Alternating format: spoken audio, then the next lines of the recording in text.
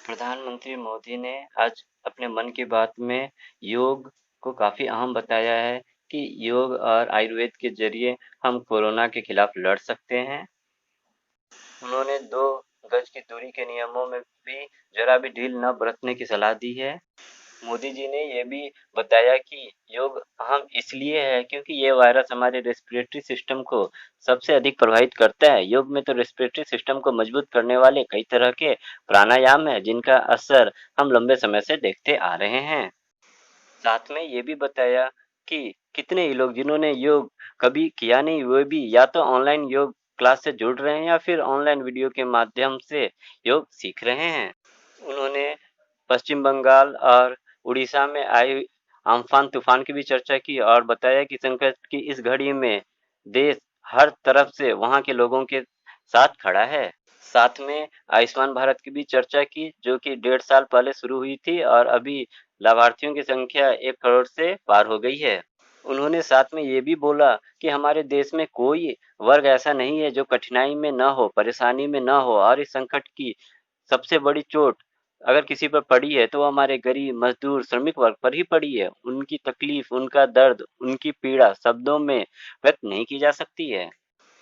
साथ में ये भी बताया कि केंद्रीय गृह मंत्रालय ने 1 जून से शुरू होने वाले लॉकडाउन के अगले चरण के तहत कंटेनमेंट जोन के बाहर सभी गतिविधियों को फिर से खोलने के लिए नए दिशा निर्देश जारी किए हैं। नई गाइडलाइंस में 3 चरणों में प्रतिबंधों को हटाने का खाका पेश किया गया है। पहले चरण में 8 जून से धार्मिक स्थल, होटल, रेस्टोरेंट और मॉल खोले जाएंगे। दूसरे चरण में स्कूलों, कॉलेजों व अन्य शिक्षण संस्थानों को जुलाई से खोला जाएगा। तीसरे चरण में metro, cinema hall, gym, swimming pool समेत अंतर्राष्ट्रीय हवाई यात्रा को खोला जाएगा। साथ में मोदी जी ने रेलवे की भी प्रशंसा की है। उन्होंने बोला हमारे रेलवे के साथी दिन रात लगे हुए हैं। केंद्र हो, राज्य हो, स्थानीय स्वराज की संस्थाएं हो, हर कोई दिन रात मेहनत कर रहा है। जिस प्रकार रेलवे के कर्मचारी आज जुटे हैं वे भी एक प्रकार से अग्रिम पंक्ति में खड़े कोरोना वॉरियर्स ही हैं। अब सिर्फ कोरोना के कंटेनमेंट जोन तक ही लॉकडाउन सीमित रहेगा। गृह मंत्रालय ने 30 जून तक के जारी नई गाइडलाइंस में 3 चरणों में प्रतिबंध को हटाने का खाका पेश किया है। पहले जून में 8 जून से धार्मिक स्थल, होटल, रेस्टोरेंट और मॉल खोले जाएंगे। दूसरे चरण में स्कूलों, कॉलेजों व अन्य शिक्षण संस्थानों को जुलाई से खोला जाएगा। तीसरे चरण में metro, cinema hall, gym, swimming pool समेत अंतर्राष्ट्रीय हवाई यात्रा को खोला जाएगा, लेकिन इसकी तारीख अभी तय नहीं हुई है। अब ये जान लेते हैं किन पर लगी रहेगी रोक। तो पहले की तरह शाम के 7 बजे से सुबह 7 बजे तक तो नहीं, लेकिन अब क्या रात 9 बजे से 5 बजे तक पूरे देश में कर्फ्यू रहेगा और इस दौरान घर से बाहर निकलने पर रोक रहेगी। 65 साल से अधिक उम्र के बुजुर्गों, 10 साल से कम उम्र के बच्चों और गर्भवती महिलाओं के बाहर निकलने पर पहले की तरह प्रतिबंध तो नहीं रहेगा, लेकिन उन्हें घर में ही रहने की सलाह दी गई है। इसके साथ ही पान, बीड़ी, गुटखा, तंबाकू, सिगरेट के उपभोग पर पूरे देश में प्रतिबंध जारी रहेगा और इसका उल्लंघन करने वालों के खिलाफ राज्य सरकार पहले की तरह दंडात्मक कार्रवाई करेगी। इसी तरह दफ्तरों और सार्वजनिक स्थलों पर मास्क पहनना पूरे देश में अनिवार्य रहेगा।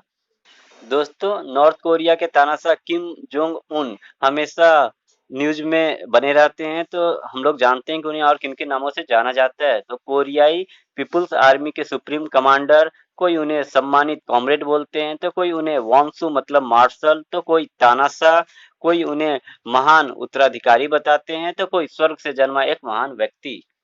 सलमान खान ने मुंबई पुलिस को 1 लाख सैनिटाइजर दान किए हैं। इस पर महाराष्ट्र के मुख्यमंत्री उद्धव ठाकरे ने उनकी तारीफ की है। साथ में सलमान खान ने भी मुख्यमंत्री उद्धव ठाकरे का शुक्रिया अदा किया। आपको बता दें कि इससे पहले भी सलमान खान ने फिल्म इंडस्ट्री में काम करने वाले 25,000 डेली वेज वर्कर्स की भी मदद की थी। उन्होंने 2 किस्तों में उनके अकाउंट में 3-3 हजार रुपए भेजे थे। इसके अलावा सलमान ने कॉपी और मिमिक्री करने वाले आर्टिस्टों की भी आर्थिक मदद की थी। सलमान के अलावा बॉलीवुड के कई ऐसे सेलेब्स हैं जो इस महामारी के दौरान लोगों की मदद कर रहे हैं। सोनू सूद और अक्षय कुमार जैसे एक्टर्स इस मामले में सबसे आगे खड़े हैं।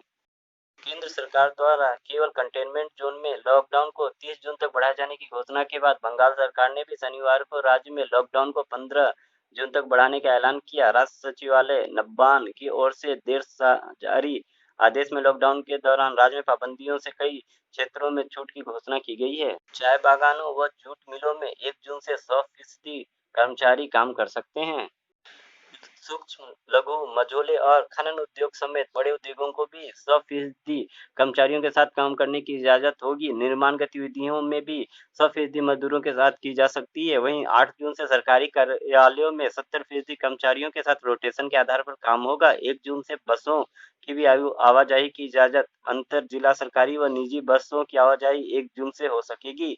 बस में बैठने की क्षमता के बराबर ही यात्रियों को लिया जा सकता है। किसी भी यात्री को खड़े होकर यात्रा करने की इजाजत नहीं होगी। सभी यात्रियों को यात्रा के दौरान फेस मास्क और ग्लव्स पहनना होगा।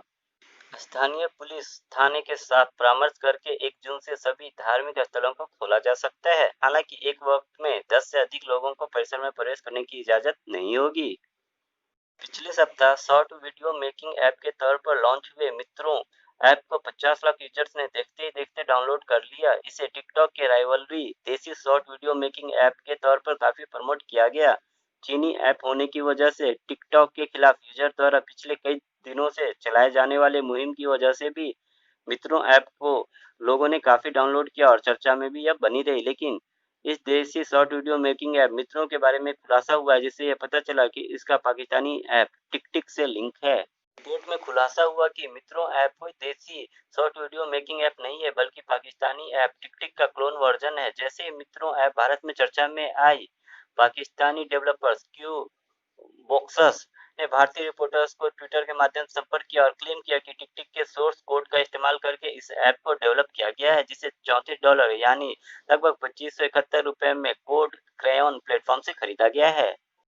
की बॉक्सर्स की टीम के मुताबिक उनका बिजनेस मॉडल लोकप्रिय ऐप्स को क्लोन करके इसके सोर्स कोड को सस्ती कीमत में उपलब्ध कराता है। उन्होंने यह भी दावा किया कि टिकटिक के सोर्स कोड के 277 कॉपी उन्होंने क्लोन करके बेचे हैं। ऐसे में मित्रों को भारतीय शॉर्ट वीडियो मेकिंग ऐप कहना गलत होगा। अमेरिकी राष्ट्रपति डोनाल्ड ट्रंप ने यह संकेत दिया कि विकसित देशों के समूह G7 के सदस्य देशों का विस्तार किया जाएगा। इसमें भारत का भी नाम शामिल होगा। अंतर्राष्ट्रीय स्तर पर भारत के लिए काफी अहम है। इस मंच के जरिए अब भारत की साझेदारी विकसित देशों के साथ होगी। इससे वैश्विक स्तर पर भारत का दबदबा भी बढ़ेगा। यह भारत के लिए एक बड़ी कूटनीतिक जीत है। हालांकि कोरोना महामारी के चलते राष्ट्रपति ट्रंप ने G7 की होने वाली बैठक को टाल दिया है। ट्रंप ने शनिवार को कहा कि समय की मांग है कि इस समूह का विस्तार किया जाए। उन्होंने कहा कि G7 का स्वरूप काफी पुराना हो चुका है। यह पूरी दुनिया का ठीक तरह से प्रतिनिधित्व नहीं करता। इसका विस्तार जरूरी है। देश में कोरोना वायरस के मामलों में दिन प्रतिदिन बढ़ोतरी देखी जा रही है। देश में पिछले 24 घंटों में कोरोना वायरस के रिकॉर्ड 8,380 नए मामले सामने आए हैं। इस दौरान 193 मरीजों की कोरोना से मौत हुई है। स्वास्थ्य मंत्रालय के मुताबिक देश में अब तक कुल 1,82,143 मामले सामने आ चुके हैं। वहीं देश में कोरोना से मरने वालों का आंकड़ा 5,166 तक जा पहुंचा है। इसमें 89,995 एक्टिव केस हैं। वहीं 86,984 मरीज ठीक हो चुके हैं। स्पेस एक्स का रॉकेट फाल्कन 9 की सफल उड़ान के बाद अमेरिकी राष्ट्रपति डोनाल्ड ट्रंप ने हर्ष जताया और कहा कि अमेरिकी महत्वाकांक्षा का नया युग शुरू हो गया है। राष्ट्रपति ट्रंप ने कहा कि मैं यह घोषणा करते हुए रोमांचित महसूस कर रहा हूं कि स्पेस एक्स ड्रैगन कैप्सूल सफलतापूर्वक पृथ्वी की कक्षा में पहुंच गया और हमारे दोनों अंतरिक्ष यात्री सुरक्षित और स्वस्थ हैं। उन्होंने ये भी बताया कि इस लॉन्चिंग के साथ स्पेस साइंस के क्षेत्र में अमेरिका की प्रतिष्ठा में इजाफा हुआ है। इसके साथ ही हमने उस मौन को तोड़ दिया जो दशकों से छाई हुई थी। ट्रंप ने कहा कि शनिवार का हुआ सफल प्रक्षेपण पृथ्वी पर सभी नागरिकों के लिए एक उज्जवल भविष्य के लिए प्रतिबद्धता का प्रतीक है। उन्होंने आगे कहा, जब अमेरिकी एकजुट होते हैं तो ऐसा कुछ नहीं होता जो हम नहीं कर सकते। इस मिशन को डेमो 2 मिशन नाम दिया गया है। डेमो 1 मिशन में ड्रैगन स्पेसक्राफ्ट से स्पेस स्टेशन पर सफलतापूर्वक सामान पहुंचाया गया था। एलन मस्क की कंपनी स्पेस एक्स के रॉकेट ने शनिवार को 2 अमेरिकी अंतरिक्ष यात्रियों को लेकर इंटरनेशनल स्पेस स्टेशन के लिए रवाना हुआ। समाचार एजेंसी एपी के मुताबिक जैसे ही काउंटडाउन खत्म हुआ, नासा के रॉबर्ट बेनकिन और डगलस हर्ले नाम के दोनों अंतरिक्ष यात्रियों के साथ ड्रैगन कैप्सूल को लेकर निजी कंपनी स्पेस एक्स का रॉकेट फाल्कन 9 ने स्पेस की सफलतापूर्वक उड़ान भरी और अमेरिका का यह मिशन सफल रहा। एपी ने अपनी रिपोर्ट में यह भी कहा कि दोनों अंतरिक्ष यात्री तय शेड्यूल के तहत रविवार को इंटरनेशनल स्पेस स्टेशन पहुंचे। पहले दोनों 4 महीने तक स्पेस स्टेशन पर रहेंगे और बाद में धरती पर लौट आएंगे।